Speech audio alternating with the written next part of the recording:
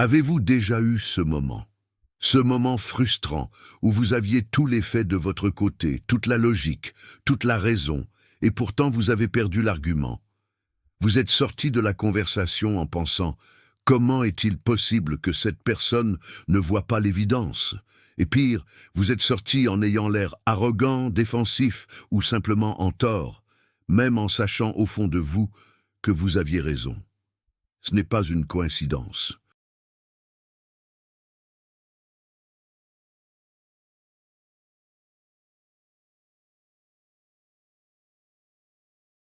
Et ce n'est certainement pas parce que vous n'avez pas assez bien argumenté.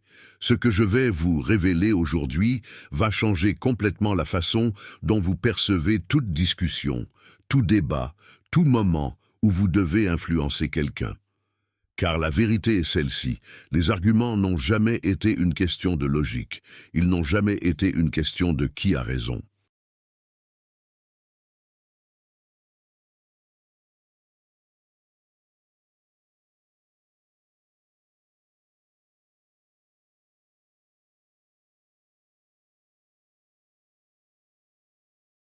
Carl Jung a découvert quelque chose de fondamental sur la psyché humaine qui explique pourquoi les personnes les plus intelligentes perdent des arguments face à des mensonges bien racontés.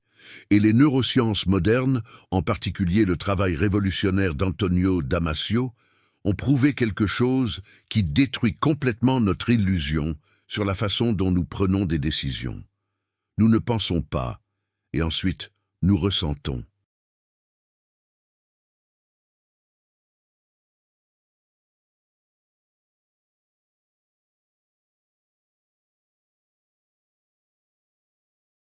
Nous ressentons, et ensuite nous justifions avec la pensée. Chaque décision, chaque changement d'opinion, chaque moment où quelqu'un vous dit oui ou non, se produit d'abord au niveau émotionnel, au niveau inconscient. Et ce n'est qu'après que l'esprit rationnel crée une histoire pour l'expliquer.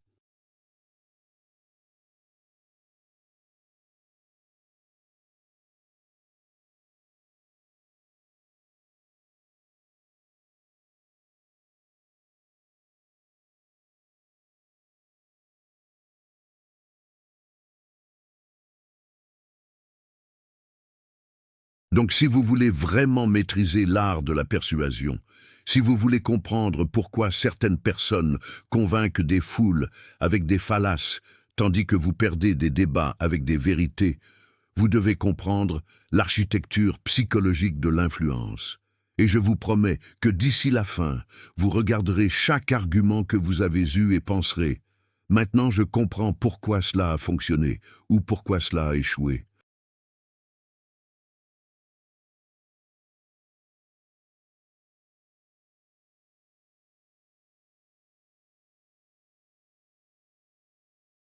Mais avant de commencer, je dois dire quelque chose d'important. Ce que vous allez apprendre ici est un pouvoir réel. Un pouvoir sur la dynamique psychologique, sur la façon dont les esprits fonctionnent, sur la façon de contourner les défenses inconscientes. Et tout pouvoir exige une responsabilité éthique. Alors, utilisez-le pour élever les conversations, pas pour manipuler les gens.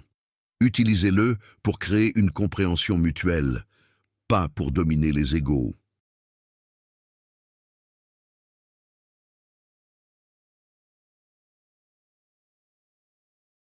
D'accord? Alors commençons par l'illusion la plus dangereuse de toutes, l'illusion de la logique. Vous avez probablement grandi en croyant que si vous aviez des arguments solides, des preuves irréfutables, un raisonnement impeccable, vous gagneriez n'importe quel débat. Vous présenteriez les faits, la personne rationnelle de l'autre côté reconnaîtrait la vérité, et voilà. Tout le monde en ressort plus sage. Sauf que cela n'arrive jamais.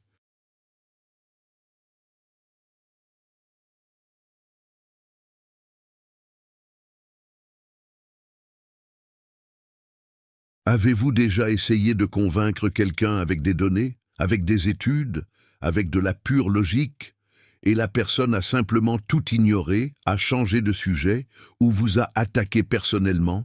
Bien sûr que oui. Nous sommes tous passés par là.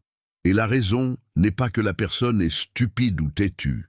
La raison est beaucoup plus profonde et beaucoup plus intéressante.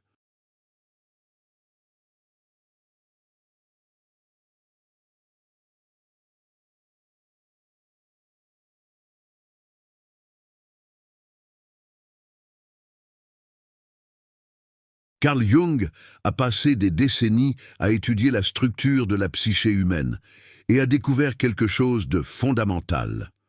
Nous n'opérons pas à partir de la vérité, nous opérons à partir de la protection de l'ego. Chacun de nous construit une persona, un masque social, une identité que nous défendons inconsciemment contre tout ce qui semble la menacer.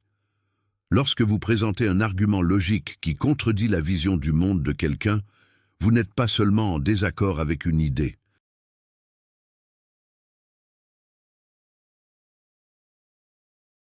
Vous attaquez la structure psychologique qui maintient cette personne en sécurité, cohérente et valorisée. Et que se passe-t-il lorsque nous nous sentons menacés? Nous nous défendons, non pas avec la logique, avec l'émotion, avec la rationalisation, avec tout mécanisme qui protège l'identité. Antonio Damasio, l'un des plus grands neuroscientifiques des émotions, a démontré quelque chose de révolutionnaire à travers des décennies de recherche.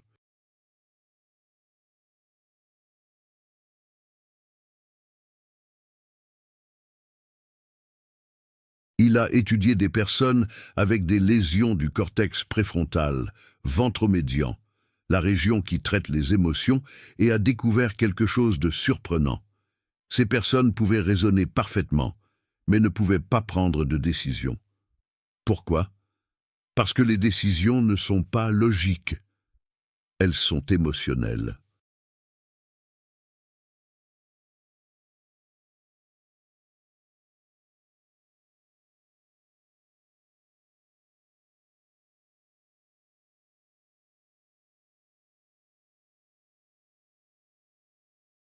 Damasio a découvert ce qu'il a appelé des marqueurs somatiques, des signaux émotionnels inconscients qui marquent les options comme bonnes ou mauvaises avant même que la conscience ne les analyse. Cela signifie que lorsque vous argumentez avec quelqu'un, la décision d'accepter ou de rejeter votre point a déjà été prise émotionnellement avant que vous n'ayez fini votre phrase. La partie rationnelle du cerveau n'intervient qu'après pour justifier ce que la partie émotionnelle a déjà décidé.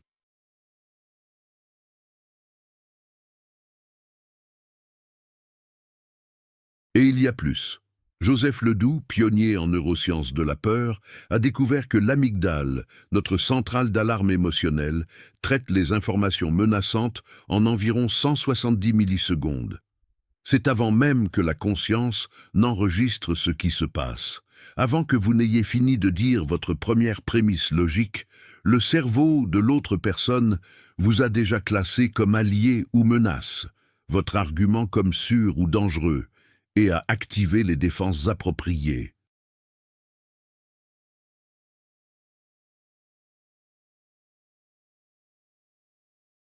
Ce n'est pas un échec, c'est une conception évolutive. Pendant des millions d'années, nos ancêtres ont survécu non pas en étant les plus logiques, mais en étant les plus rapides à détecter les menaces sociales et physiques. Un cerveau qui s'arrête pour analyser logiquement si le tigre est vraiment dangereux est un cerveau qui ne transmet pas ses gènes. Alors, qu'est-ce que cela signifie pour vous? Cela signifie qu'argumenter avec des faits et de la logique, c'est commencer au mauvais endroit.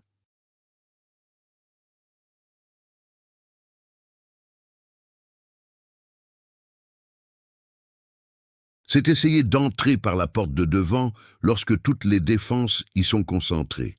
Lisa Feldman Barrett, chercheuse de premier plan sur la façon dont le cerveau construit les émotions, a démontré quelque chose d'encore plus profond. Notre cerveau ne réagit pas à la réalité objective. Il construit la réalité basée sur des prédictions d'expériences passées. Lorsque vous présentez un argument, le cerveau de l'autre personne ne le traite pas de manière neutre.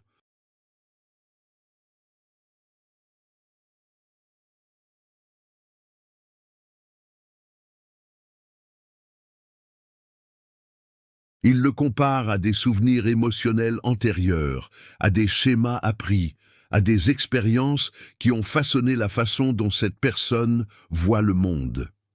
Si votre argument ne correspond pas à leurs prédictions émotionnelles, le cerveau le rejette simplement comme une anomalie. Ce n'est pas que la personne est irrationnelle, c'est que la rationalité se produit toujours à l'intérieur d'une structure émotionnelle déjà existante.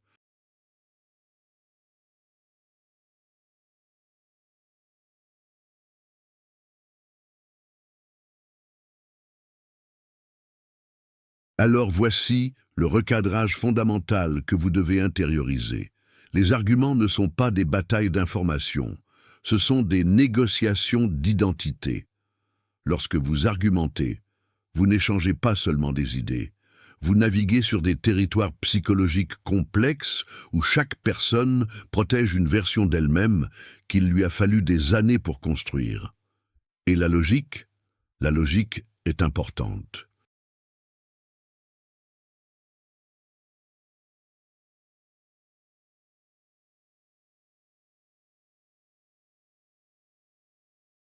Mais elle ne fonctionne qu'après que vous ayez résolu la couche émotionnelle.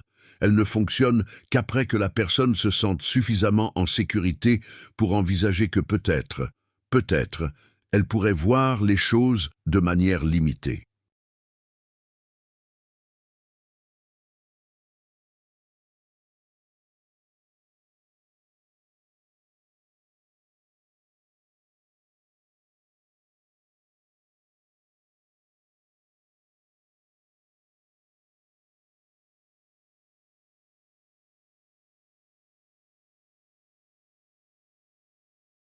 Mais alors, si la logique ne fonctionne pas comme entrée, qu'est-ce qui fonctionne? Qu'est-ce qui pousse réellement les gens à changer d'avis, à considérer de nouvelles perspectives, à être influencés? Jung a découvert quelque chose que les anciens rhéteurs grecs savaient déjà intuitivement, mais que les neurosciences modernes confirment maintenant avec une précision chirurgicale. Aristote, il y a plus de 2000 ans, a identifié trois piliers de la persuasion: ethos, pathos et logos. Crédibilité, émotion et logique. Mais voici le secret que la plupart ignorent. L'ordre est désespérément important. Aristote ne faisait pas qu'énumérer des éléments, il décrivait une séquence psychologique. Et Carl Jung, des siècles plus tard, a expliqué exactement pourquoi cette séquence fonctionne grâce à sa compréhension de la psyché humaine. Et maintenant, les neurosciences confirment chaque étape. Commençons par le ethos. La crédibilité.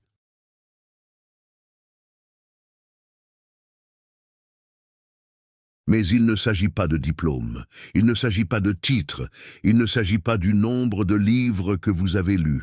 Le véritable ethos est une question de résonance archétypale.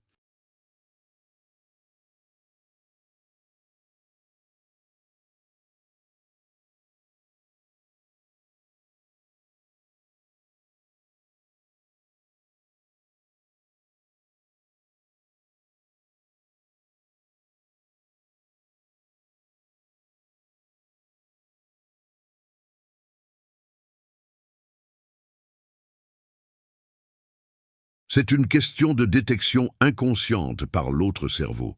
Cette personne est-elle digne de confiance? Cette personne me comprend-elle? Cette personne est-elle de mon côté ou contre moi? Daniel Siegel, spécialiste en neurobiologie interpersonnelle, a découvert quelque chose de fascinant sur les neurones miroirs. Ces neurones se déclenchent à la fois lorsque vous agissez et lorsque vous observez quelqu'un agir.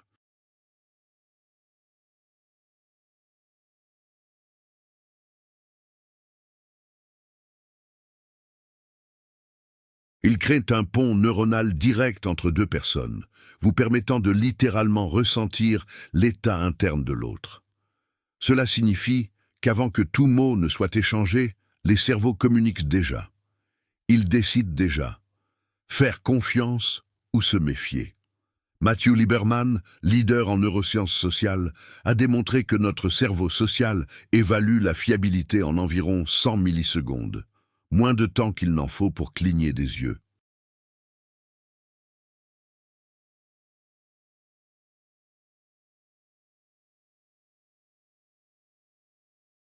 Votre ton de voix, votre posture, la congruence entre ce que vous dites et la façon dont votre corps se comporte, tout cela est traité instantanément et inconsciemment.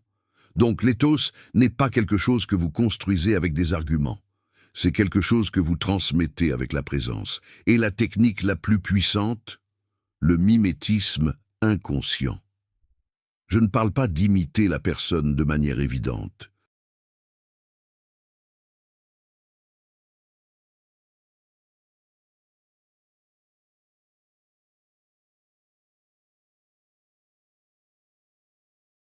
Je parle de syntoniser votre rythme, votre ton émotionnel, votre énergie, de manière subtile et authentique.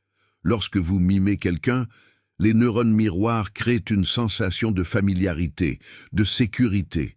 La personne ne sait pas pourquoi, mais elle sent que vous la comprenez, et la compréhension est la porte de l'influence. Maintenant, le deuxième pilier. Pathos, la dimension émotionnelle.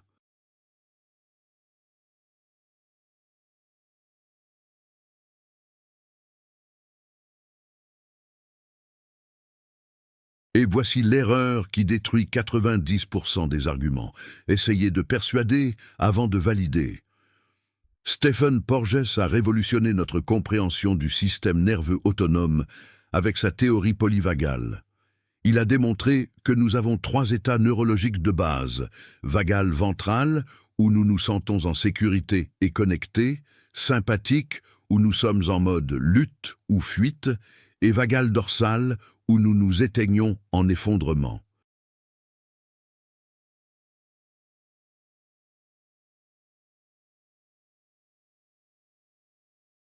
Voici le point crucial.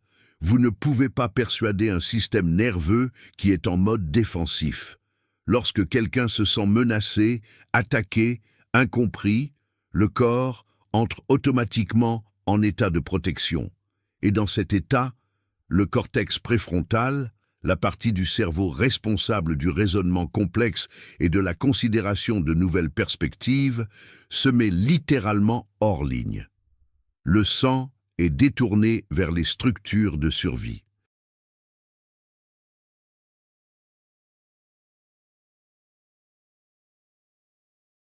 Alors, la technique la plus importante que vous puissiez maîtriser est celle-ci. Reconnaissez l'état émotionnel de l'autre avant d'essayer de changer son esprit. Si la personne est frustrée, validez d'abord la frustration. Si elle a peur, reconnaissez la peur. Si elle est confuse, honorez la confusion, non pas comme une manipulation, comme une compréhension sincère que tout état émotionnel a une raison d'être.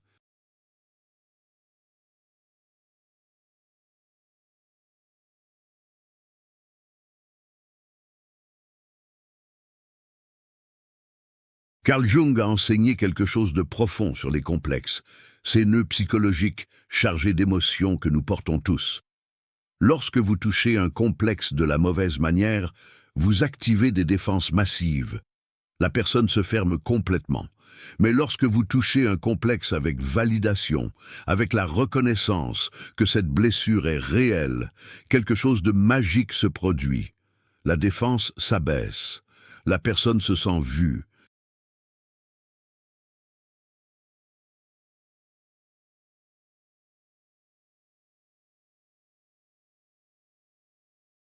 Et dans ce moment de connexion authentique, l'influence devient possible. Non pas parce que vous avez manipulé, mais parce que vous avez créé une sécurité psychologique où le changement peut se produire. Et seulement maintenant, seulement après avoir établi l'éthos et le pathos, seulement après que l'autre cerveau ait décidé que vous êtes digne de confiance et qu'il se sente en sécurité avec vous, seulement maintenant le logos fonctionne. Logique, donnée, raisonnement.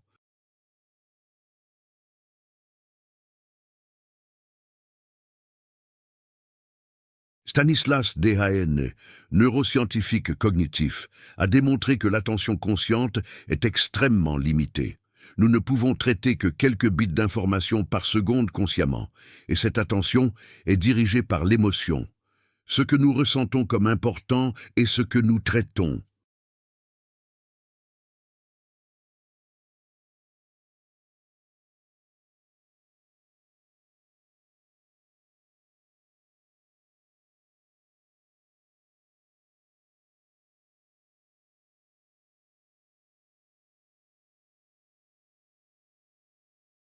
Donc si vous présentez une logique impeccable à quelqu'un qui ne vous fait pas encore confiance, qui ne se sent pas encore émotionnellement en sécurité, toute cette logique n'est tout simplement pas traitée. C'est du bruit. Elle est rejetée. Mais présenter la même logique après avoir créé une connexion et une sécurité, soudain, cela a du sens. Soudain, c'est considéré. Et voici le tournant final. Utilisez leur logique, pas la vôtre.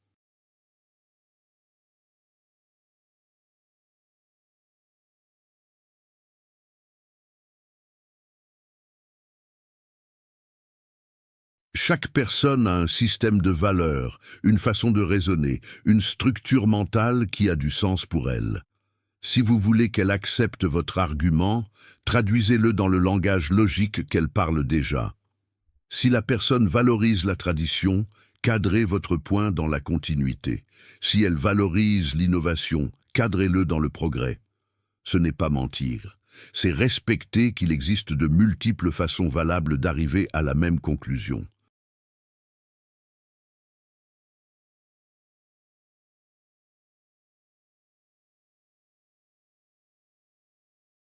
Donc, pour récapituler les trois piliers dans le bon ordre, premièrement, établissez la confiance par une présence congruente et un mimétisme authentique. Deuxièmement, validez l'état émotionnel et créez une sécurité psychologique. Troisièmement, seulement maintenant, présentez la logique à l'intérieur de la structure de valeur de l'autre personne. Ethos, pathos, logos. Dans cet ordre. Toujours.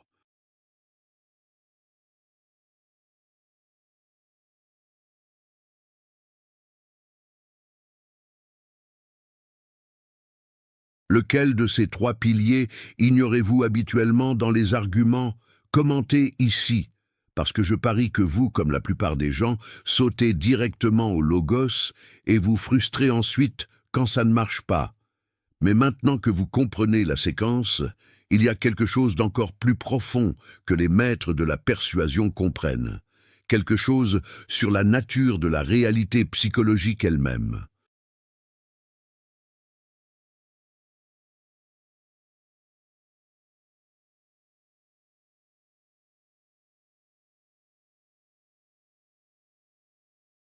Parce que chaque personne avec qui vous argumentez ne vit pas dans le même monde que vous. Carl Jung a passé des décennies à étudier un phénomène qu'il a appelé la projection. Et c'est probablement la découverte la plus importante pour comprendre pourquoi les arguments échouent ou fonctionnent. La projection est le processus inconscient par lequel nous voyons dans le monde extérieur ce qui est dans notre monde intérieur. Nous ne voyons pas les choses telles qu'elles sont.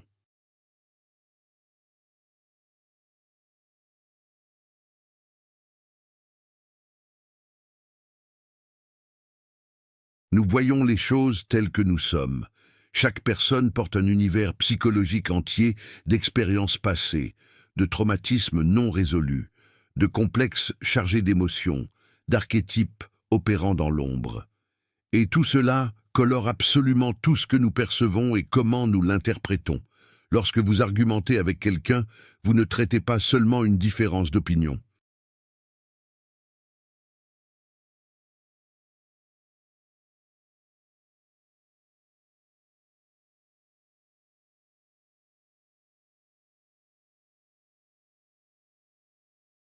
Vous traitez des mondes psychologiques différents qui ne communiquent pas toujours directement. Lisa Feldman-Barrett a démontré par des recherches approfondies que le cerveau ne réagit pas au présent. Il prédit le présent basé sur le passé. Chaque nouvelle expérience est interprétée à travers le filtre de toutes les expériences antérieures.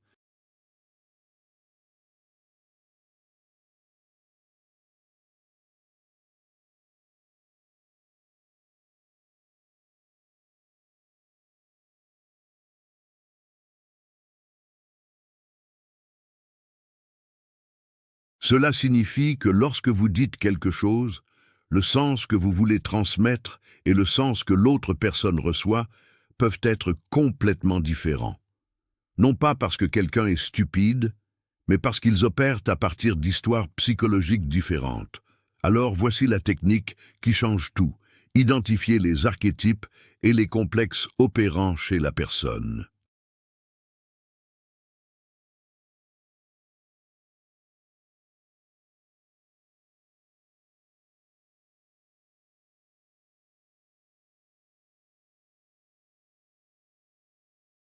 Les IT. Jung a identifié des schémas universels, des archétypes qui apparaissent dans toutes les cultures et toutes les psychés. Le héros, l'ombre, le sage, l'enfant blessé et bien d'autres. Et chacun de ces archétypes a sa propre logique, sa propre façon de voir le monde. Si vous argumentez avec quelqu'un qui opère à partir de l'archétype du héros, il a besoin de sentir qu'il se bat pour quelque chose de significatif.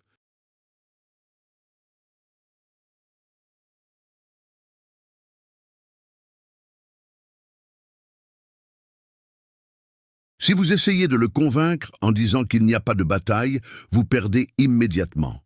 Mais si vous recadrez votre point comme une mission plus grande, comme quelque chose qui nécessite le courage et la force qu'ils ont, soudain, vous parlez leur langue. Si vous traitez avec quelqu'un qui protège son statut, défend sa position sociale, vous traitez avec la persona pie. Et la persona n'admet jamais d'avoir tort publiquement, car cela effondre le masque social.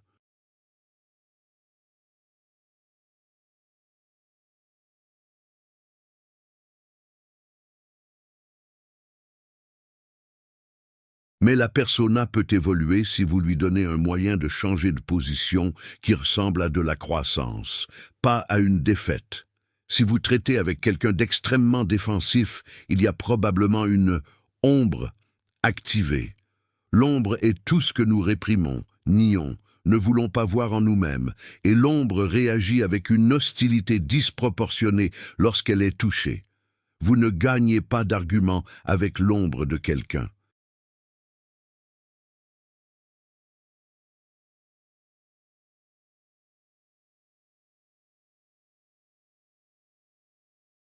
Vous créez un espace sûr où la personne peut intégrer cette partie d'elle-même sans se sentir détruite. Et si vous traitez avec quelqu'un qui rejoue constamment les mêmes dynamiques, il y a probablement un complexe parental activé. Ils ne réagissent pas à vous, ils réagissent à une figure du passé que vous représentez inconsciemment. Matthew Lieberman a démontré que le cerveau social recherche la cohérence narrative au-dessus de la vérité objective.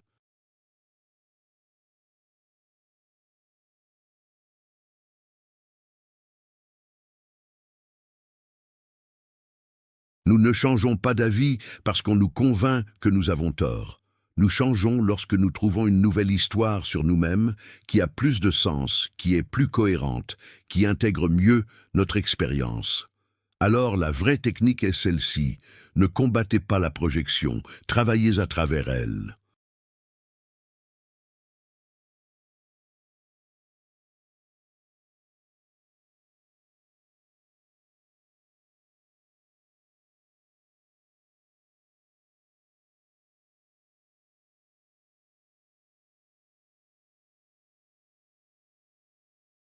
Le bon que, si quelqu'un projette sur vous la figure d'autorité oppressive à cause d'un complexe parental, vous pouvez passer des heures à essayer de prouver que ce n'est pas le cas. Ou vous pouvez reconnaître la projection indirectement et recadrer votre argument de manière à ne pas activer ce complexe. Exemple concret, imaginez que vous essayez de convaincre quelqu'un de changer un processus au travail.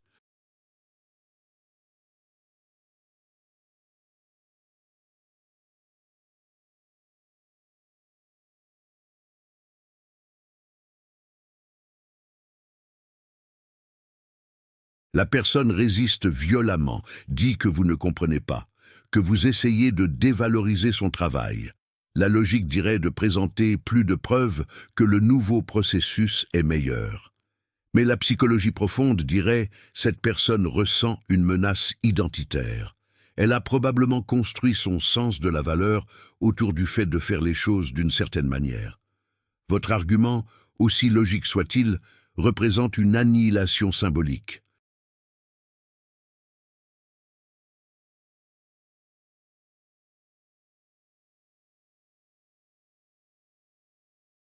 Alors, au lieu de pousser plus fort, vous changez complètement d'approche. Vous reconnaissez la valeur de ce qu'elle fait déjà, vous la rendez plus auteur de la solution au lieu de victime du changement, vous recadrez l'innovation non pas comme un rejet du passé, mais comme une évolution naturelle que seul quelqu'un avec son expérience pourrait bien mettre en œuvre. Soudain, vous n'êtes plus en train de discuter de la logique des processus.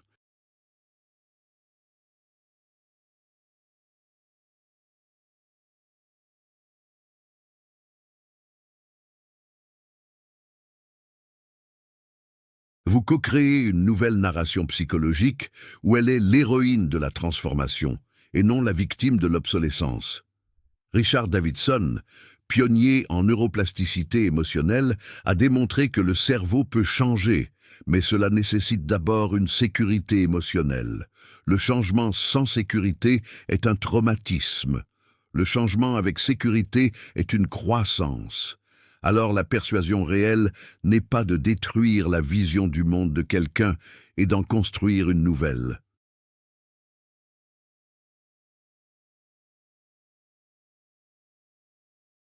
C'est d'élargir la vision du monde de manière à ce que la personne se sente plus grande, pas plus petite. Jean-Pierre Changeux, neurobiologiste de la conscience, explique que la conscience n'est pas un miroir passif de la réalité objective. C'est une construction active basée sur des modèles internes. Chaque personne construit sa réalité. Et vous ne changez pas la réalité de quelqu'un en argumentant contre elle.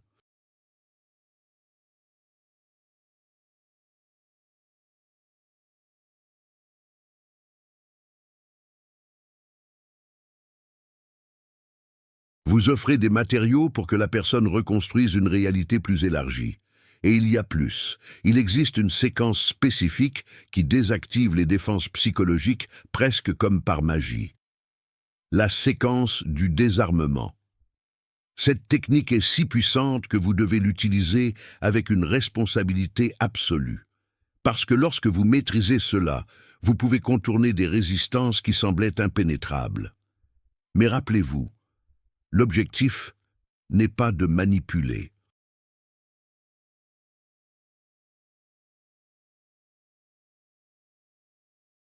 C'est de créer un espace où la vérité peut être considérée sans défense destructrice. Première étape, reconnaissance authentique. Stephen Porges a démontré par la théorie polyvagale que le ton de la voix transmet des signaux directs au système nerveux autonome. Avant le contenu des mots, le corps détecte. Cette personne est-elle une menace ou une sécurité? La prosodie, le motif mélodique de la parole, est traitée par des structures anciennes du cerveau qui évaluent l'intention.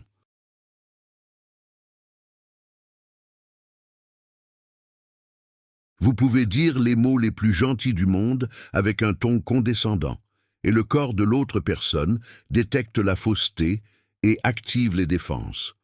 Ou vous pouvez dire des vérités difficiles avec un ton véritablement respectueux et le corps se détend.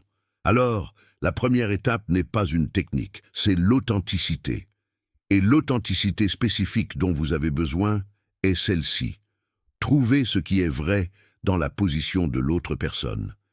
Il y a toujours quelque chose.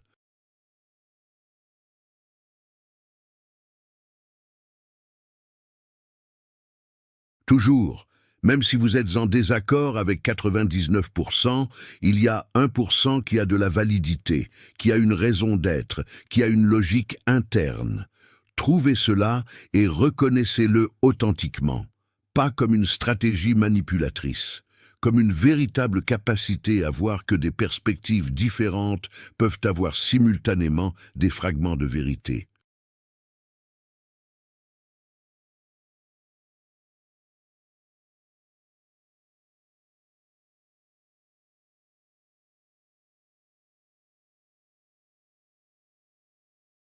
Boris Cyrulnik, neuropsychiatre spécialiste de la résilience, a démontré que la capacité à se remettre d'un traumatisme dépend fondamentalement d'une chose: se sentir vu. Lorsque quelqu'un est témoin de votre expérience sans jugement, sans correction, juste avec la reconnaissance que c'est réel pour vous, quelque chose de profond se produit dans le cerveau. Les défenses s'abaissent. Le cortex préfrontal revient en ligne. La possibilité d'intégrer de nouvelles informations s'ouvre.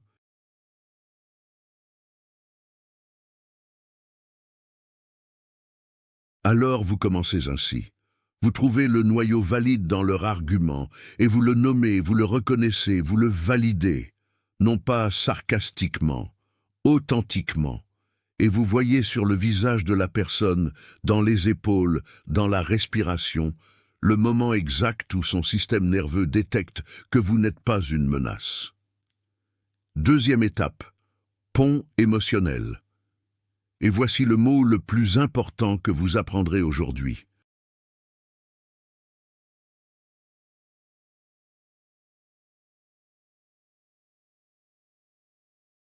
Un mot si petit mais si puissant qu'il change complètement la dynamique de tout argument. Ce mot est, et en même temps, jamais mais. Mais est une porte qui se ferme. Mais est une invalidation déguisée. Mais dit, tout ce que vous venez de dire n'a pas d'importance. Maintenant vient la vraie vérité. Et le cerveau, qui venait de se détendre avec votre reconnaissance, réactive immédiatement les défenses.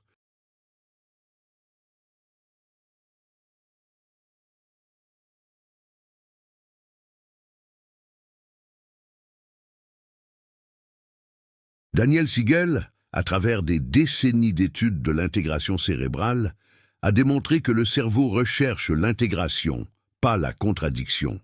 L'intégration se produit lorsque vous pouvez maintenir deux vérités apparemment opposées simultanément sans que l'une n'annule l'autre. Cela active l'intégration entre les hémisphères, entre le cortex et les structures limbiques, entre la pensée et l'émotion.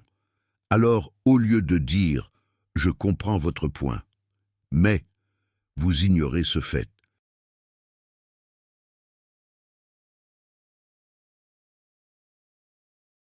Vous dites « je comprends votre point », je est en même temps. Nous pouvons aussi considérer cet autre angle. Cela semble subtil. C'est tout. Parce que « mais » crée la guerre. Et en même temps, crée l'expansion. Avec « mais », la personne doit défendre sa position contre l'attaque. Avec « mais » en même temps, la personne peut ajouter une nouvelle perspective sans abandonner l'original. Ce n'est pas un jeu de mots. C'est de la neuroscience appliquée.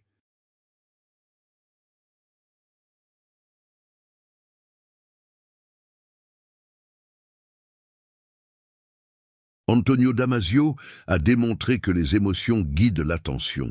Ce qui nous fait sentir menacés est ignoré ou combattu. Ce qui nous fait sentir élargi est exploré. Donc, le pont émotionnel, c'est cela.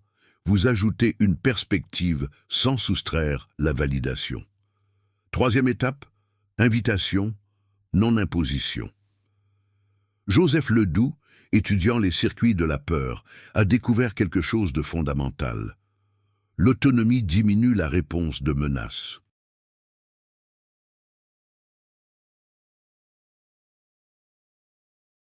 Lorsque nous sentons que le choix nous est enlevé, les structures primitives du cerveau l'interprètent comme une coercition.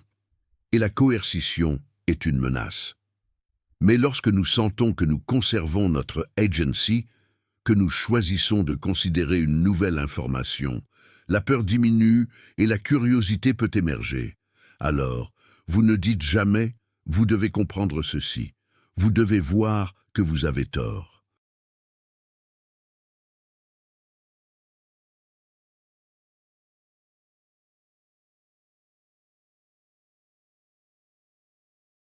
dites « Que pensez-vous si nous considérons aussi cette possibilité ?» Comment vous sentez-vous à l'idée d'explorer cet angle? Vous invitez, vous offrez, vous donnez le pouvoir de choisir. Et, neurologiquement, le choix active le cortex préfrontal, en particulier les régions responsables de la prise de décision et de l'évaluation des options.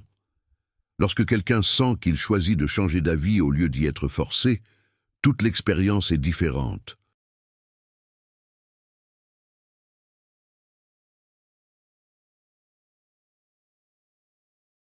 La personne ne sort pas en pensant « j'ai perdu l'argument ». Elle sort en pensant « j'ai fait évoluer ma perspective ». Et voici l'application neuroscientifique complète.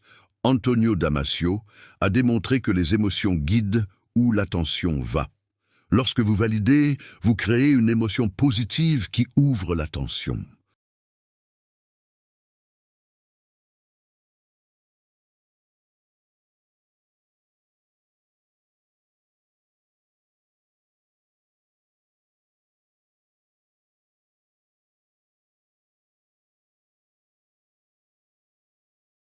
Lorsque la défensive diminue, le cortex préfrontal, en particulier les zones dorsolatérales responsables du raisonnement exécutif et de la flexibilité cognitive, reçoit plus de flux sanguin et peut traiter de nouvelles informations.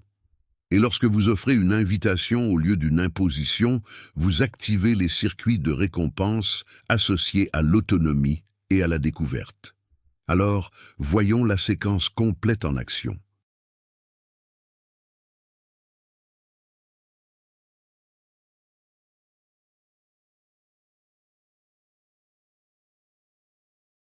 Imaginez quelqu'un qui défend une position politique avec laquelle vous êtes complètement en désaccord. La façon typique d'argumenter serait « vous avez tort à cause des faits X, Y, Z ». Mais la séquence du désarmement fonctionne ainsi. Premièrement, reconnaissance authentique. Je comprends pourquoi cette perspective a du sens pour vous. Si j'avais eu vos expériences, je verrais probablement les choses de manière similaire. Il y a des préoccupations légitimes dans ce que vous défendez.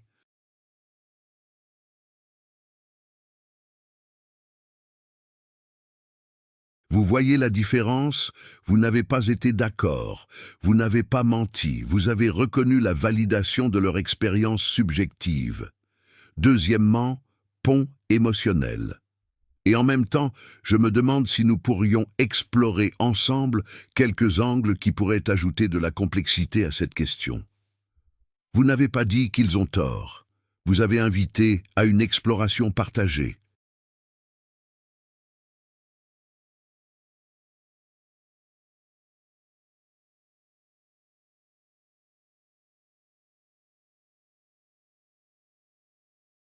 Troisièmement, invitation. Que pensez-vous d'examiner comment cette politique pourrait impacter ce groupe spécifique qui n'est peut-être pas sur votre radar? Comment vous sentez-vous à l'idée de regarder ensemble quelques données qui pourraient ajouter de la nuance? Vous offrez, vous respectez l'autonomie, vous créez un espace pour le changement sans force.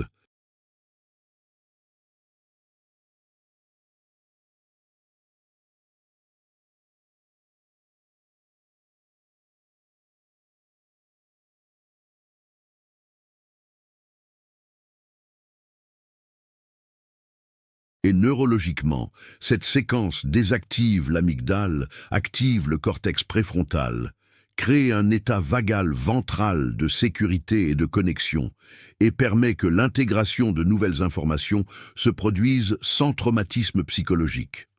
Mais voici le secret que peu maîtrisent. Il y a une technique qui fait que la personne défend votre argument, mais à travers un chemin qui mène à la conclusion que vous voulez qu'elle atteigne. L'inversion socratique.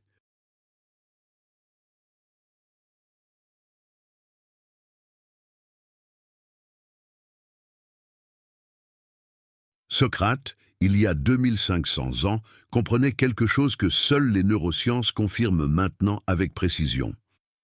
Les questions sont plus puissantes que les affirmations. Et je ne parle pas de questions rhétoriques évidentes ou de questions pièges. Je parle de questions authentiques qui activent des processus inconscients d'autodécouverte. Carl Jung a basé toute sa méthode thérapeutique là-dessus. Il ne disait pas aux patients ce qui n'allait pas chez eux.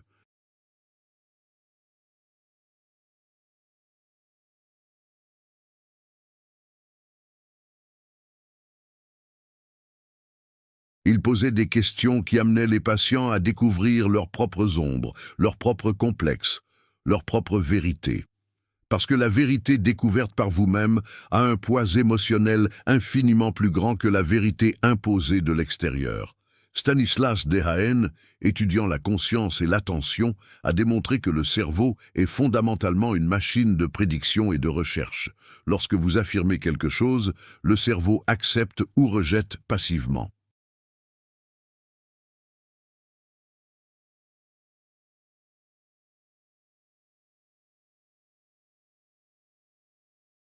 Mais lorsque vous posez une question authentique, le cerveau active une recherche inconsciente de réponses. Les réseaux neuronaux commencent à travailler en arrière-plan, même après la fin de la conversation.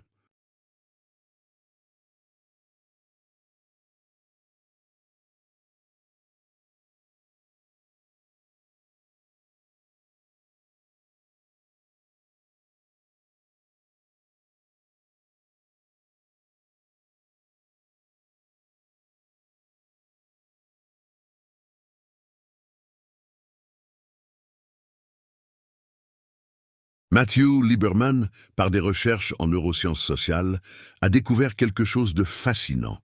Les idées que nous ressentons comme nôtres, auxquelles nous arrivons par notre propre processus, sont codées avec beaucoup plus de force émotionnelle et d'engagement que les idées reçues de l'extérieur. Cela explique pourquoi les gens défendent avec passion des idées que vous les avez aidés à découvrir, mais résistent violemment aux idées que vous avez simplement dites.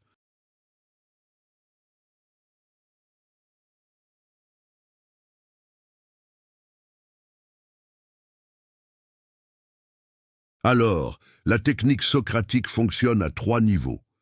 Premier niveau, questions qui élargissent les contradictions internes. Vous ne signalez pas les contradictions.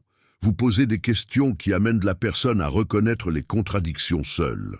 Jung comprenait que confronter l'ombre, les parties de nous que nous nions, génère une résistance massive si cela est fait directement.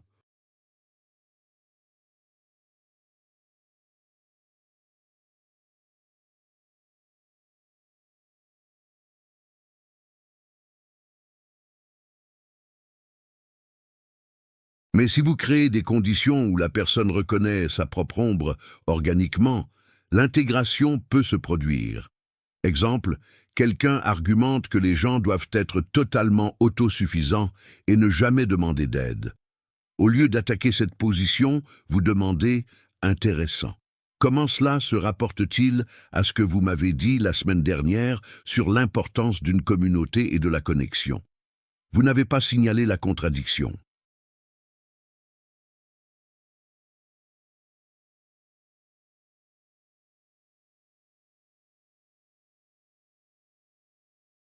Vous avez posé une question qui met les deux idées côte à côte et laisse leur cerveau faire le travail. La personne peut se défendre, peut rationaliser, mais vous avez planté une graine qui va grandir. Deuxième niveau. Questions qui évoquent des valeurs profondes. Les archétypes universels comme la justice, la vérité, la protection, l'amour vivent dans toutes les psychés. Et les valeurs profondes l'emportent toujours sur les positions superficielles lorsque vous savez comment y accéder.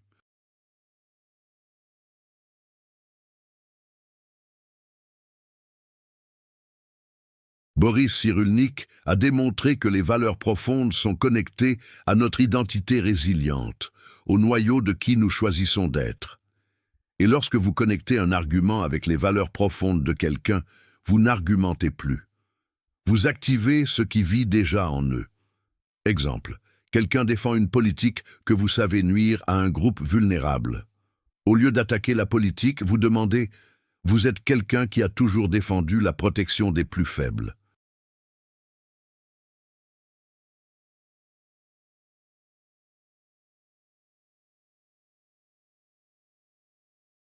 Comment voyez-vous cette politique se rapporter à cette valeur qui est si importante pour vous? Vous n'avez pas accusé d'hypocrisie. Vous avez créé un pont entre la position actuelle et l'identité profonde. Et l'identité profonde l'emporte toujours sur la position superficielle lorsque la personne a le temps et l'espace sûr pour faire la connexion. Troisième niveau, question qui crée une dissonance productive.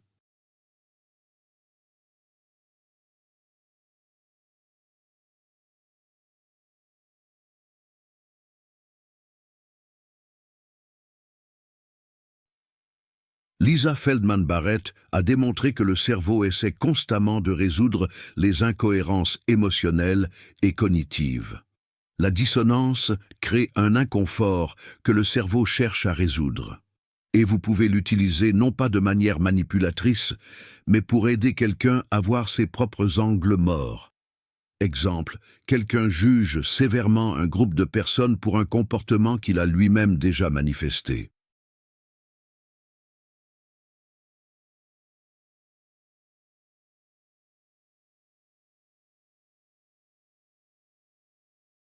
Vous demandez, comment pensez-vous que vous vous sentiriez si vous étiez à leur place? De quoi auriez-vous besoin pour agir différemment? Vous n'avez pas traité d'hypocrite. Vous avez activé l'empathie et l'autoréflexion. Vous avez créé des conditions où la personne peut voir la similarité là où elle ne voyait que la différence auparavant.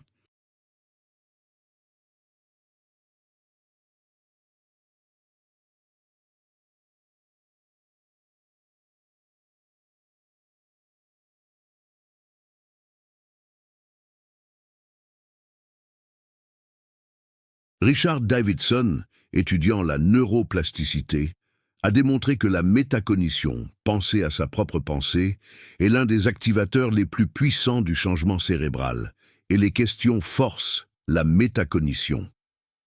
Lorsque vous affirmez, la personne traite passivement. Lorsque vous demandez, la personne doit examiner activement son propre processus mental. Daniel Siegel a démontré que la réflexion intègre les hémisphères cérébraux.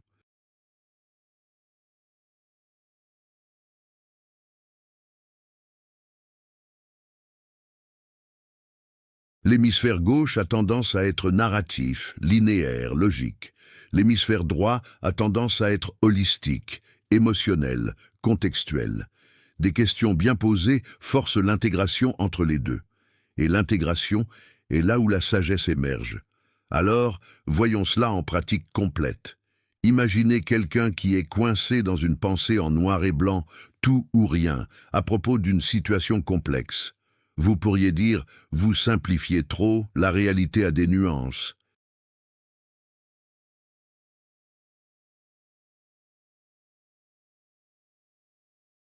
Mais cela génère une défense, où vous pourriez demander « Aidez-moi à comprendre, qu'est-ce qui devrait être différent pour que vous considériez que peut-être il y a quelques nuances de gris ici ?» Vous n'avez pas affirmé qu'ils ont tort.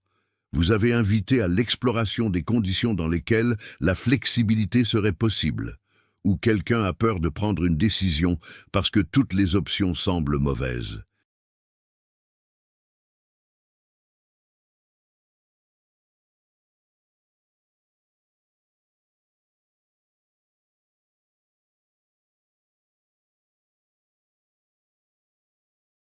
Vous pourriez donner des conseils. Vous n'avez qu'à choisir et à aller de l'avant. Mais cela invalide la peur. Ou vous pourriez demander, si vous imaginiez votre version la plus sage, celle qui a déjà traversé cela et en est sortie de l'autre côté, que dirait-elle de cette décision? Vous n'avez pas imposé votre sagesse. Vous avez activé la sagesse qui vit déjà en eux. Et il y a plus. Les questions peuvent être plus puissantes que des années de thérapie lorsqu'elles sont bien placées.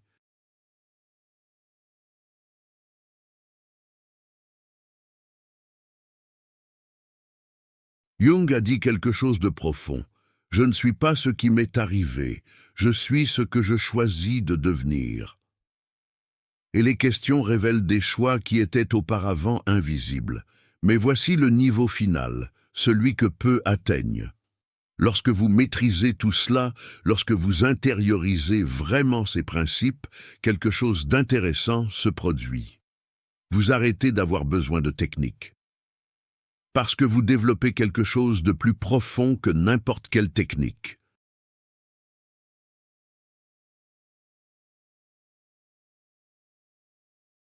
Vous développez la présence au-dessus de la persuasion. Carl Jung a passé des décennies à étudier le processus d'individuation, le chemin pour devenir qui vous êtes vraiment en intégrant toutes les parties de vous-même. Et il a découvert quelque chose de crucial. Les personnes qui ont traversé une individuation profonde émanent une autorité psychologique qui se passe d'argumentation. Ce n'est pas de l'arrogance. Ce n'est pas de la rigidité.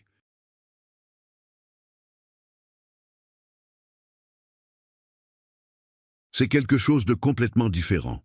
C'est la qualité de quelqu'un qui se connaît si profondément qu'il n'a pas besoin de défendre son ego, n'a pas besoin de gagner des débats, n'a pas besoin de prouver quoi que ce soit. Et paradoxalement, ce non-besoin est ce qui rend ces personnes plus persuasives.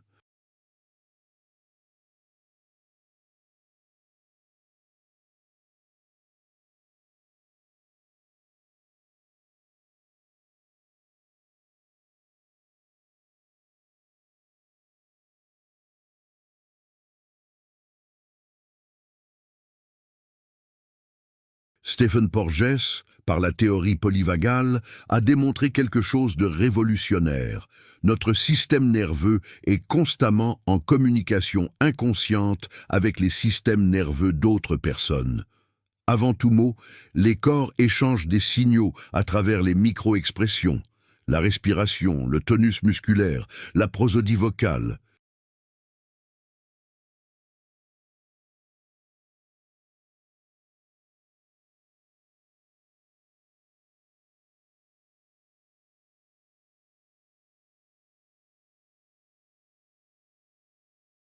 Et ces signaux disent sûr ou menace, fiable ou dangereux, centré ou chaotique. Lorsque vous êtes centré sur vous-même, lorsque votre propre système nerveux est en état vagal ventral de sécurité et de connexion, vous transmettez cela. Et le système nerveux de l'autre personne le détecte et le mime. Ce n'est pas une théorie abstraite.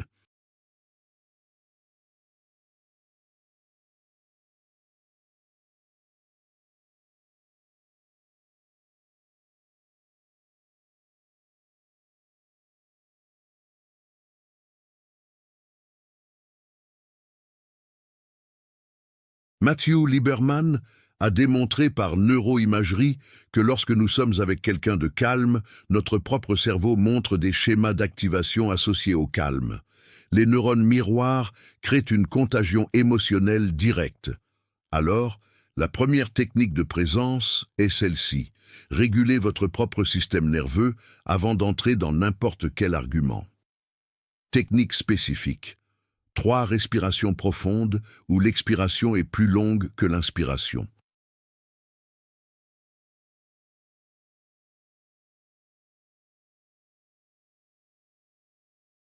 Cela active le nerf vague, passe du sympathique au parasympathique, change littéralement la chimie de votre corps du stress au calme.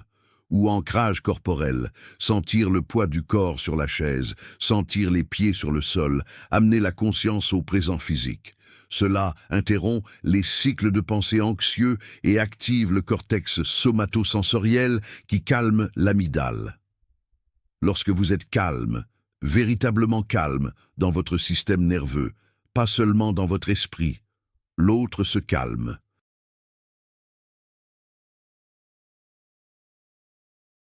Non pas parce que vous l'avez dit, parce que les corps conversent directement.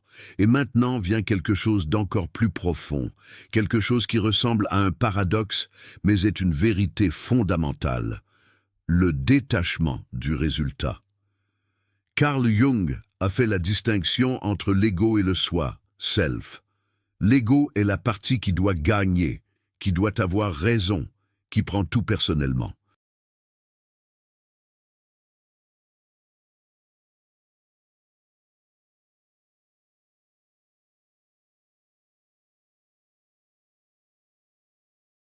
Le soi est le centre plus profond qui cherche la vérité, qui cherche la croissance, qui peut contenir des contradictions.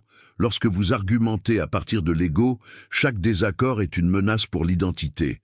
Mais lorsque vous argumentez à partir du soi, vous pouvez être complètement engagé dans votre position et complètement détaché de convaincre quelqu'un. Parce que la vérité n'a pas besoin de défense désespérée.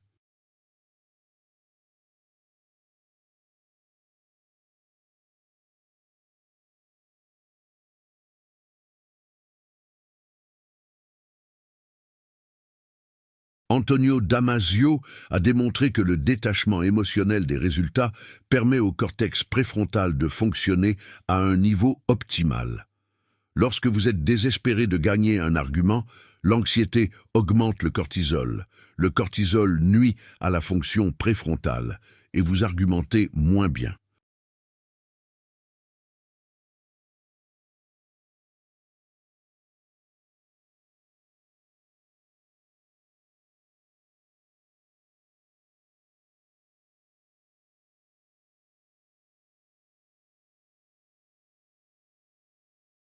Mais lorsque vous n'avez sincèrement pas besoin de gagner, lorsque vous êtes seulement intéressé à explorer la vérité avec l'autre personne, votre raisonnement devient plus clair, votre perception devient plus aiguisée, et ironiquement, vous devenez plus persuasif.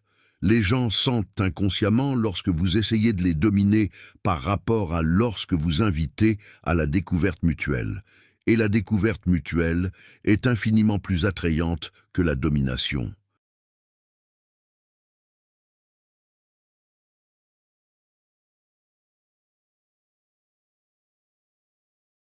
Et la troisième qualité de présence, l'écoute comme technique active. Matthew Lieberman a découvert quelque chose de fascinant. Lorsque quelqu'un se sent vraiment écouté, les zones du cerveau associées à la récompense et au plaisir sont activées. Être écouté est neurologiquement gratifiant. Et lorsque vous êtes la source de cette récompense, l'influence naturelle émerge. Mais l'écoute réelle n'est pas d'attendre votre tour de parler.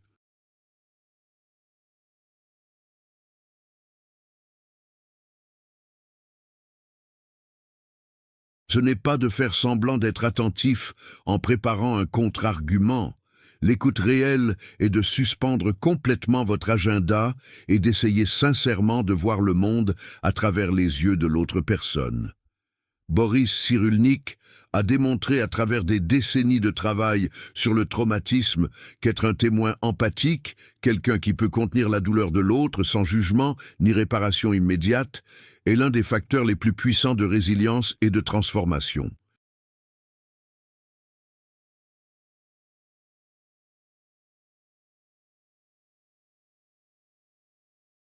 Et dans les arguments, être un témoin empathique de la perspective de l'autre, même en étant en désaccord, crée un lien qui permet l'influence. Technique spécifique. Répétez ce que la personne a dit en utilisant ces mots jusqu'à ce qu'elle dise « oui ». Exactement, vous avez compris. Seulement alors, seulement après avoir été confirmé que vous avez vraiment compris, ajoutez votre perspective. Ce n'est pas être d'accord, c'est honorer que leur expérience est réelle pour eux.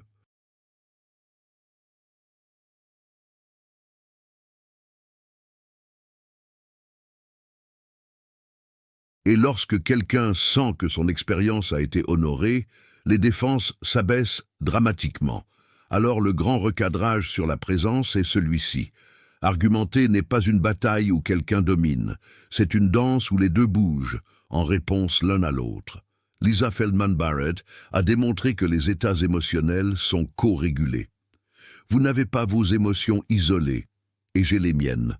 Nos émotions s'influencent mutuellement constamment à travers des signaux sociaux.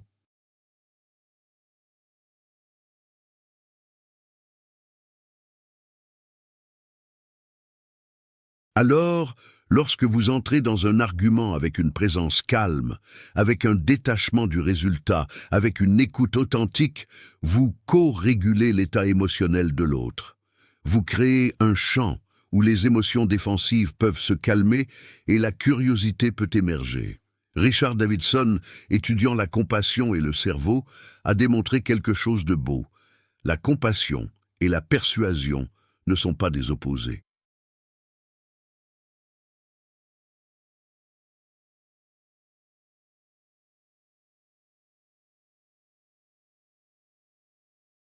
Lorsque vous voulez sincèrement le bien de l'autre, lorsque vous n'essayez pas de gagner, mais d'aider les deux à se rapprocher de la vérité, votre cerveau montre des schémas associés à la compassion. Et ces schémas affectent le ton, le choix des mots, le langage corporel de manière subtile mais détectable, et les gens sentent la différence. Alors voici le principe de présence complet. Vous n'essayez pas de gagner l'argument. Vous créez un espace où la vérité peut émerger.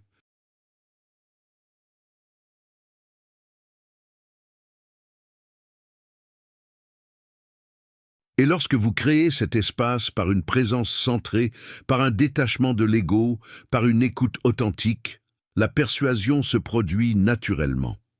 Non pas parce que vous avez utilisé des techniques, parce que vous avez incarné la sagesse. Et maintenant, la technique la plus avancée de toutes, celle que les manipulateurs utilisent, mais que vous pouvez utiliser éthiquement en comprenant ce que vous faites. Le langage de l'ombre, la persuasion par le non-dit.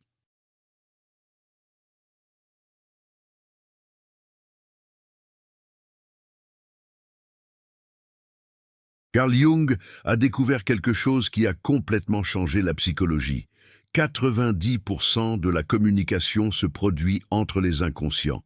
Ce que nous disons verbalement n'est que la surface. En dessous, les inconscients sont en communication constante à travers des signaux qui contournent complètement l'esprit conscient. Joseph Ledoux a démontré que le traitement émotionnel se produit plus rapidement que le traitement verbal.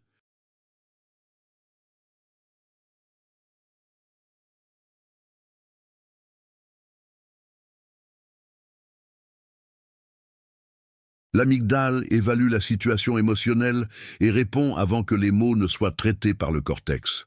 Cela signifie que ce que vous ne dites pas, ce que vous transmettez par le langage corporel, le ton, le rythme, le timing, communique plus puissamment que le contenu verbal. Alors, les maîtres de la persuasion comprennent. Contrôlez la communication non verbale et vous contrôlez la réponse émotionnelle. Et la réponse émotionnelle détermine si vos mots seront acceptés ou rejetés.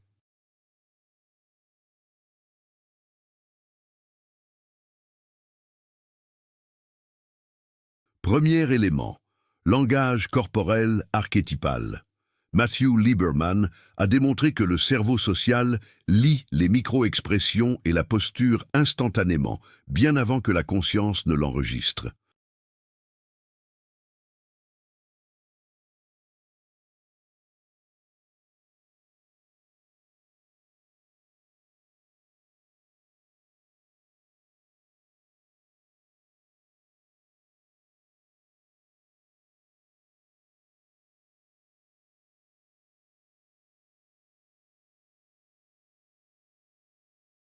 Et cette lecture détermine, cette personne est-elle un leader ou un suiveur, confiante ou incertaine, menace ou alliée. Vous pouvez dire les mots les plus puissants du monde, mais si votre corps transmet l'insécurité, des postures de fermeture, une agitation nerveuse, l'inconscient de l'autre détecte la peur, et la peur en vous active la méfiance en eux.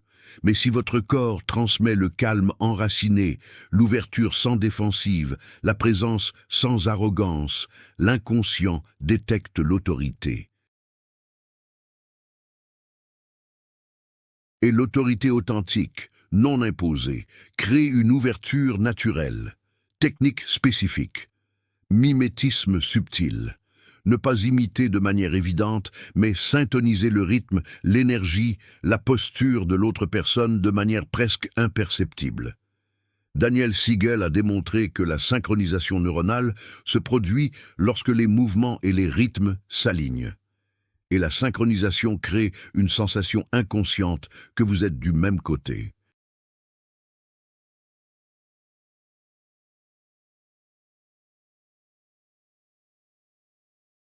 Mais attention, le mimétisme mécanique est détecté comme de la fausseté.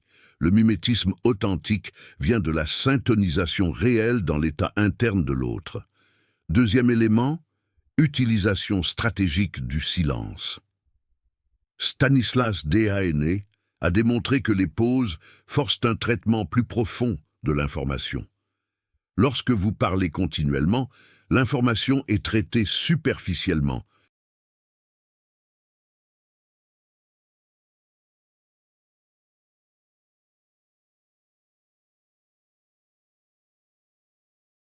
Mais lorsque vous faites une pause après un point important, le cerveau est forcé de traiter, de digérer, de faire des connexions.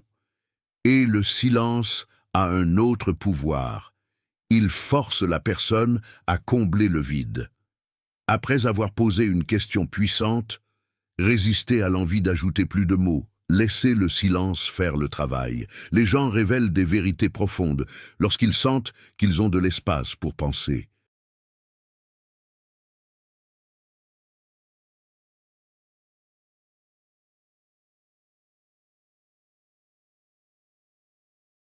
Et les gens répondent à leurs propres objections lorsque vous n'y répondez pas immédiatement. Technique. Après avoir posé une question importante, comptez jusqu'à 10 intérieurement avant de parler à nouveau. Cela vous semblera beaucoup plus long qu'à eux, mais cette pause crée une gravité psychologique autour de ce que vous avez demandé. Troisième élément, métaphore et histoire.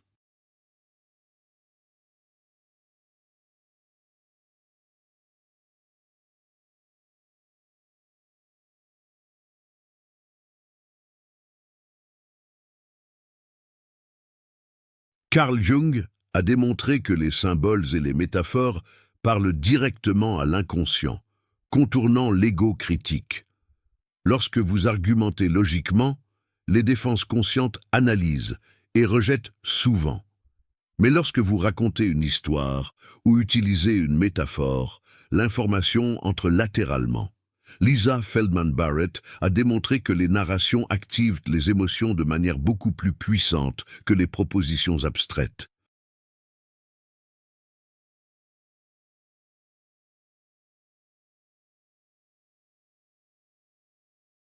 Et les émotions changent les prédictions cérébrales sur ce qui est possible, sur ce qui est vrai. Jean-Pierre Changeux explique que les histoires intègrent l'information de manière holistique. Vous ne traitez pas seulement un concept isolé. Vous traitez des personnages, des émotions, des mouvements, la cause et l'effet de manière intégrée. Cela crée une compréhension plus profonde que les arguments linéaires.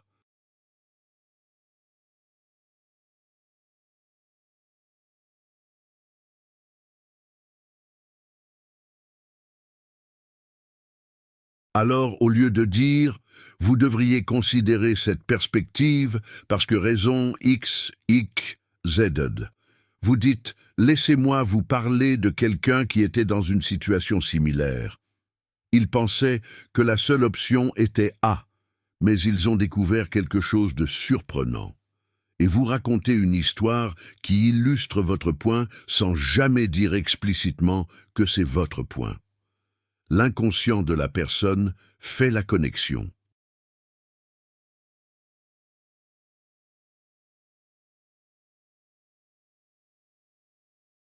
Et les connexions faites inconsciemment sont plus puissantes que les connexions imposées consciemment.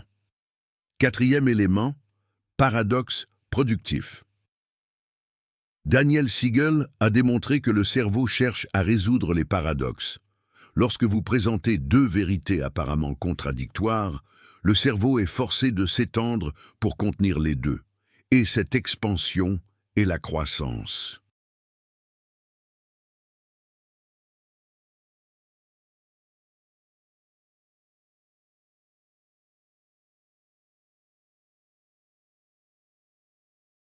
Technique. Au lieu de nier complètement la position de quelqu'un, vous l'amenez à l'extrême logique qui révèle sa limitation. Exemple. Quelqu'un défend que les gens devraient être totalement logiques et ignorer les émotions. Au lieu d'argumenter contre, vous dites Vous avez raison, la logique est importante. Si importante que nous devrions peut-être appliquer la logique pour comprendre pourquoi les émotions existent.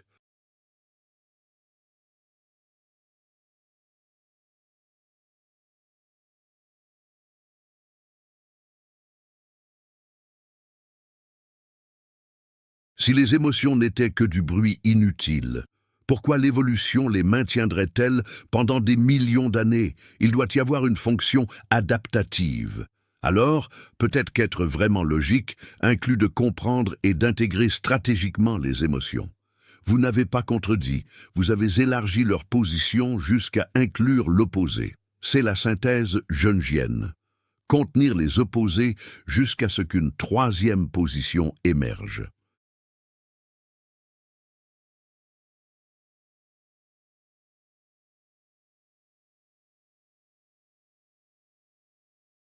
Et maintenant, la validation éthique fondamentale.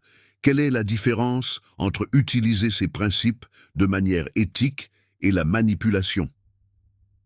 Le manipulateur cache son intention. Le manipulateur ne se soucie pas du bien-être de l'autre. Le manipulateur veut le contrôle. Le persuadeur éthique est transparent sur son intention, même s'il ne verbalise pas chaque technique. Le persuadeur éthique veut sincèrement que la vérité émerge, même si cela défie ses propres croyances.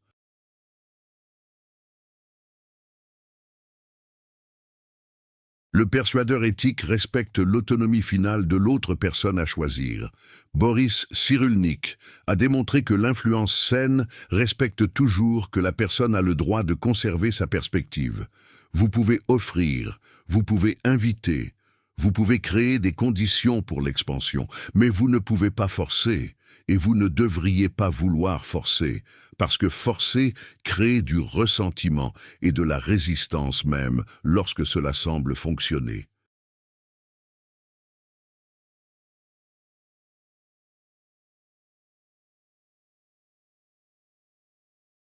Alors la communication non verbale, le silence stratégique, les métaphores, les paradoxes, tout cela sont des outils.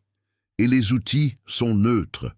Un marteau peut construire une maison ou blesser une personne. Cela dépend de l'intention et de la sagesse de celui qui l'utilise.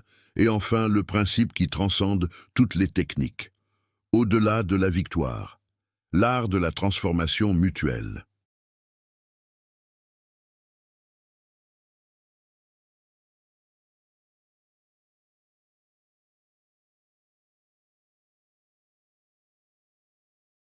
Si vous avez absorbé tout ce qui précède, vous avez probablement remarqué quelque chose.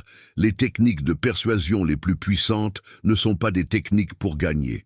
Ce sont des techniques pour connecter, pour comprendre, pour créer un espace où la vérité peut émerger de manière à ce que les deux personnes grandissent. Parce que gagner un argument est souvent une illusion de l'ego.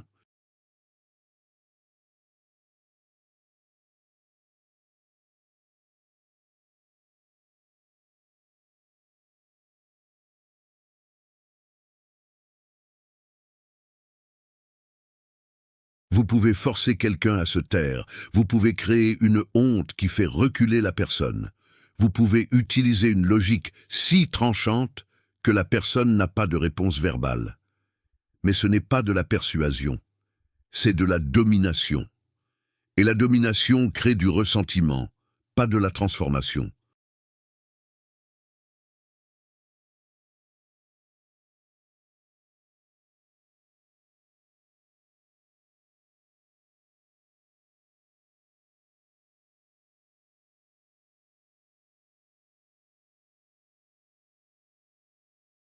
Carl Jung a enseigné quelque chose de profond à travers le concept d'individuation. Nous devenons qui nous sommes vraiment à travers des rencontres qui défient, qui élargissent, qui forcent l'intégration de parties de nous-mêmes qui étaient fragmentées. Et les arguments peuvent être ces rencontres, non pas des arguments comme des guerres d'ego, mais des arguments comme des danses de perspectives où les deux ressortent différents.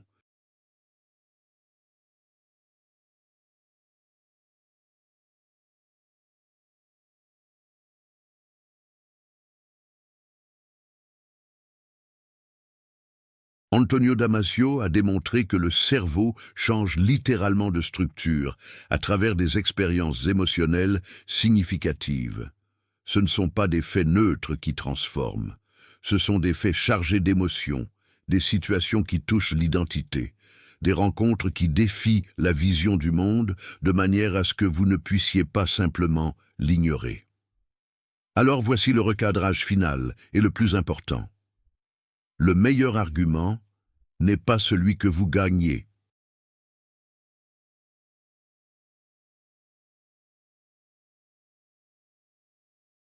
C'est celui où les deux personnes sortent en ayant découvert quelque chose qu'elles ne savaient pas auparavant.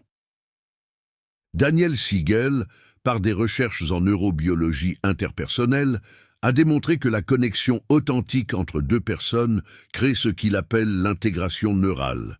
Ce n'est pas que vous pensez de la même manière, c'est qu'en comprenant sincèrement la perspective de l'autre, votre propre cerveau élargit sa capacité à voir plusieurs perspectives simultanément.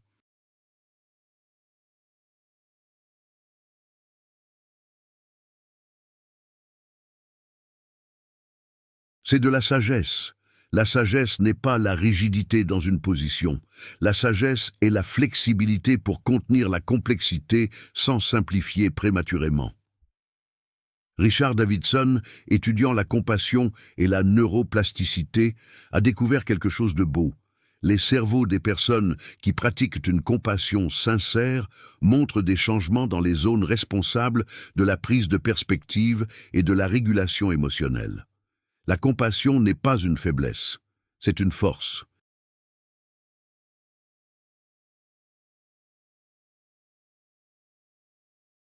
C'est la capacité de se soucier du bien-être de l'autre sans perdre ses propres positions lorsqu'elles sont importantes. Et appliqué aux arguments, cela signifie vous pouvez être complètement en désaccord avec quelqu'un et simultanément vouloir sincèrement comprendre pourquoi il voit les choses de cette façon.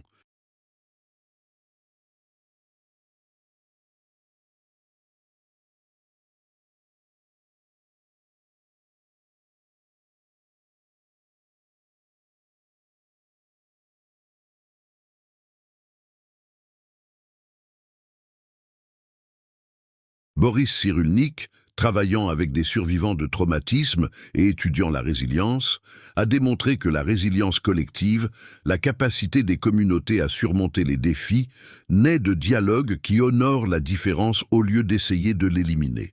Lorsque vous entrez dans un argument dans le but d'anéantir la perspective de l'autre, même si vous gagnez, vous créez une division.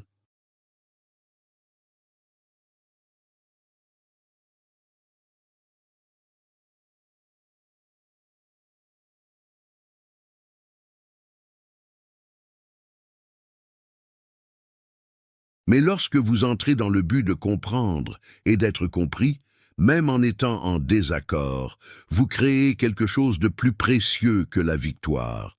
Vous créez la possibilité d'une collaboration future. Alors voici l'autonomisation finale que je veux vous laisser. Maintenant, vous comprenez l'architecture psychologique de la persuasion. Vous comprenez que les arguments se produisent d'abord au niveau émotionnel.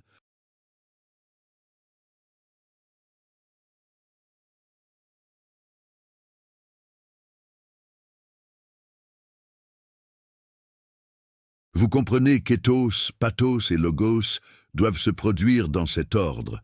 Vous comprenez que chaque personne vit dans un monde psychologique façonné par des projections, des complexes et des archétypes. Vous comprenez la séquence qui désarme les défenses sans violence. Vous comprenez le pouvoir des questions socratiques qui mènent à l'autodécouverte. Vous comprenez que la présence centrée est plus persuasive que les techniques désespérées.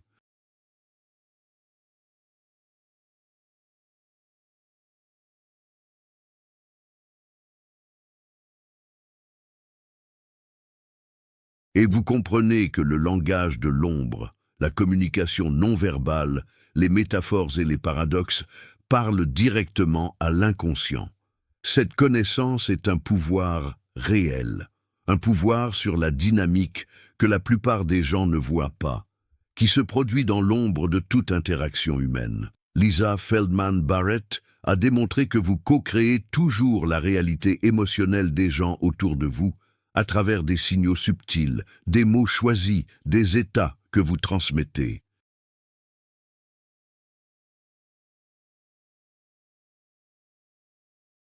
C'est une responsabilité. Vous ne pouvez pas ne pas influencer. Alors la question n'est pas de savoir si vous allez influencer, c'est comment et dans quel but. Matthew Lieberman a découvert que le cerveau social humain a évolué pour la connexion, pas pour le conflit. Le conflit est un écart par rapport à la conception originale.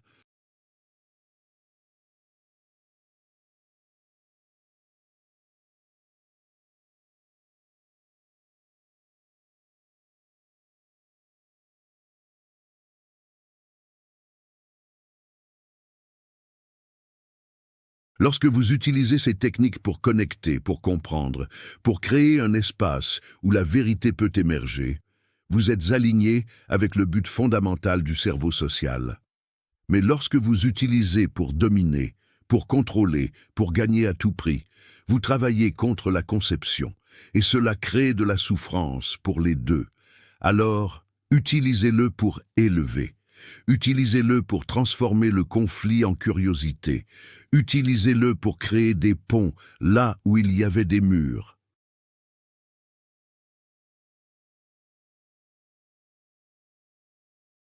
Utilisez-le en sachant que la véritable maîtrise de la persuasion est lorsque vous n'avez pas besoin de persuader parce que votre présence, votre authenticité, votre recherche sincère de la vérité attire naturellement les gens à considérer des perspectives élargies. Et rappelez-vous, lorsque vous maîtrisez la persuasion profondément, lorsque vous intériorisez ces principes au niveau de l'être et non seulement au niveau du faire, quelque chose de paradoxal se produit.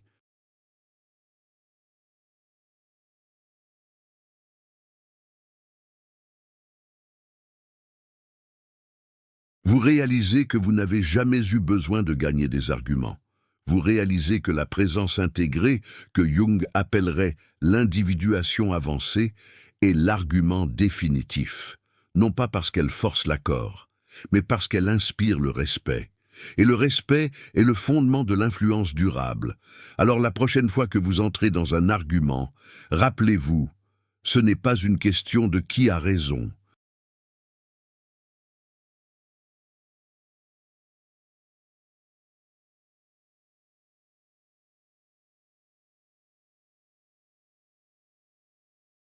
C'est une question de créer des conditions où la vérité a une chance d'être vue par les deux. Et parfois, la vérité est que les deux étaient partiellement corrects et partiellement limités. Et ce n'est pas un échec. C'est humain. Laquelle de ces techniques a complètement changé votre façon de voir les arguments? Partagez ceci avec quelqu'un qui a besoin de comprendre que la persuasion est un art, pas une guerre.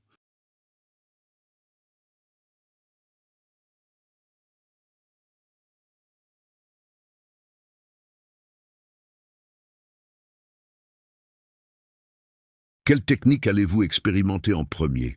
Parce que la théorie sans pratique n'est que du divertissement. Mais la pratique avec une compréhension profonde est une transformation. Et vous avez maintenant la compréhension. Alors, allez transformer les conflits en danse, les arguments en exploration, les batailles d'ego en voyage partagé de découverte. C'est cela le véritable pouvoir, non pas dominer les esprits, mais élargir les consciences, y compris la vôtre.